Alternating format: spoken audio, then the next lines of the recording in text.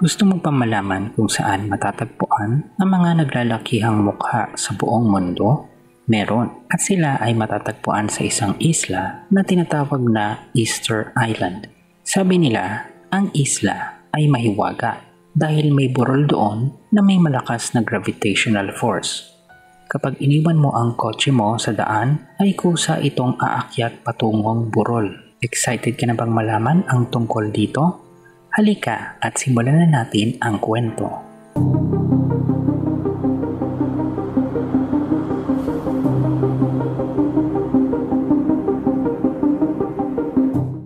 Ang Easter Island o Rapa Nui ay bahagi ng isang bansa sa South America at ang bansang ito ay ang Chile. Ang isla na ito ay may sukat na 63 miles. Ito ay may 3 bulkan at sa palibot nito ay may napakaraming butas na tinatawag na volcanic vents. Ang Easter Island ay nasa bandang timog ng Pacific Ocean. Ito ay may 3,700 kilometro ang layo mula sa Central Chile at nasa timog silangan ito ng Pilipinas. Ang islang ito ay may nakakamanghang anyo. Patuloy itong nagbibigay ng kwestiyon sa mga tao tungkol sa mga sinaunang nakatira dito, ang kanilang likhang sining at kanilang mga tradisyon. Marami ang nagsasabi na ang isla ay napaka-misteryoso. Ang tanging paraan lamang para makarating ka sa isla na ito ay sa pamamagitan ng eroplano.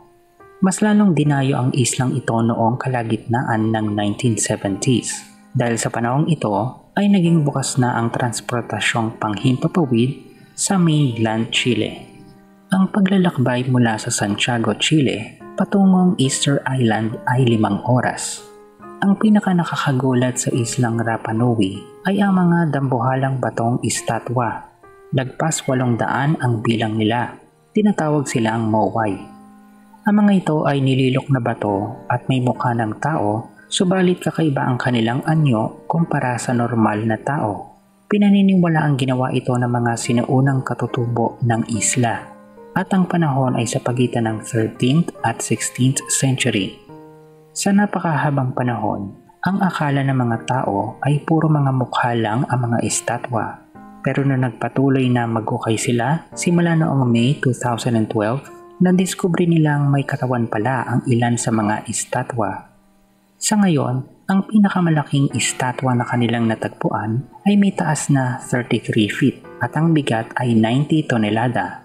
Naging excited palalo sila sa paghuhukay at natagpuan din nila ang isang dambuhalang estatwa at nakita nilang hindi ito natapos ng naglilok nito.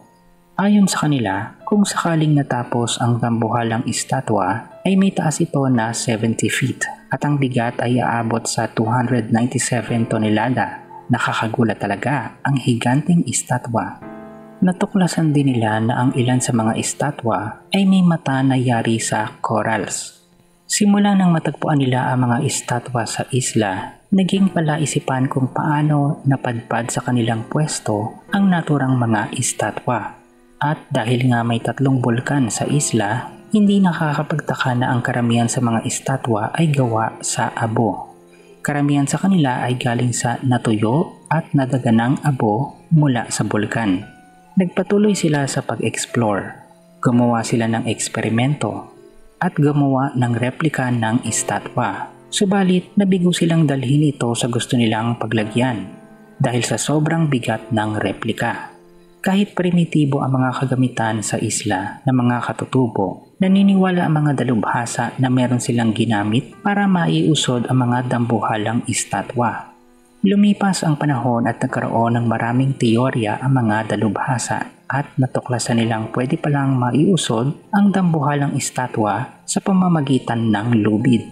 Sa tulong daw ng 2 tao ay maaaring maiusod ang bato.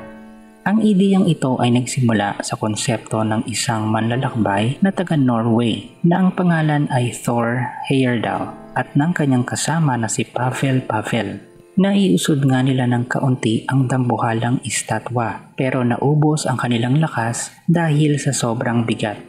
Napakahirap daw maiusod ang bato kapag gumagasgas ito sa lupa. May isang grupo na nagpatuloy ng ganitong konsepto. Sa pamumuno ni Carl Lipo at Terry Hunt, sinubukan nilang muling iusod ang dambuhalang estatwa. Maraming namangha sa kanilang kakaibang estilo dahil mas mabilis nilang naiusod ang dambuhalang bato sa pamamagitan ng pag-ugoy ng ibabang bahagi ng estatwa. Kailangan ng 3 lubid upang gumalaw ang estatwa. Ang lubid na nasa likod ay siyang magpapanatiling nakatayo ang estatwa at ang magkabilang lubid ang siyang mag-uugoy ng dambuhalang estatwa. Sa pamamagitan ng ganitong konsepto ay mas madaling maiuusod ang mga ito. Kung titingnan mo nga ang pag-usod ng estatwa ay parang naglalakad ito. Bakit kaya nilikha ng mga katutubo ang mga higanteng estatwa? Sabi nila, ang naturang likhang sining ay nagsilbing representasyon ng mga libingan ng mga mahahalagang tao sa naturang isla. Ang mga ito ay inilapat sa patag na lupain na tinatawag na ahu. Kung makakarating ka sa isla, ay talaga namang mabibighani ka sa laki ng kapatagan. Ito ay may sukat na 163.6 square kilometers. At dito nga nakalapat ang mga dambuhalang estatwa o mowai. Ang ibang estatwa ay nakaharap sa kalupaan ng isla at ang iba naman ay nakaharap sa dagat. May paniniwala ang mga katutubo ng isla na ang mga estatwa ay siyang tagabantay nila laban sa mga panganib sa lupain at karagatan. Meron pang 3 bagay na nakakamangha sa isla. Number 1. Pagkabibigat na nakapatong sa ulo. Ang ilan sa mga higanteng estatwa ay may mabibigat na bato na nakapatong sa kanilang ulo. Nakakapagtaka kung paano nila naipatong ang napakabigat na bato sa ulo ng estatwa. Number 2. Polygonal masonry. Kung first time mo makita ang ganitong hugis, ayon sa eksperto, ito ay tinatawag na polygonal masonry. Merong ganitong disenyo sa istruktura ng mga pyramids at nakakagulat malaman na merong ganitong disenyo sa Ahu o kapatagan ng Easter Island. Ano sa palagay mo? Isang tao lang kaya ang arkitekto ng pyramid at platform sa Easter Island? Number 3. Gravitational force.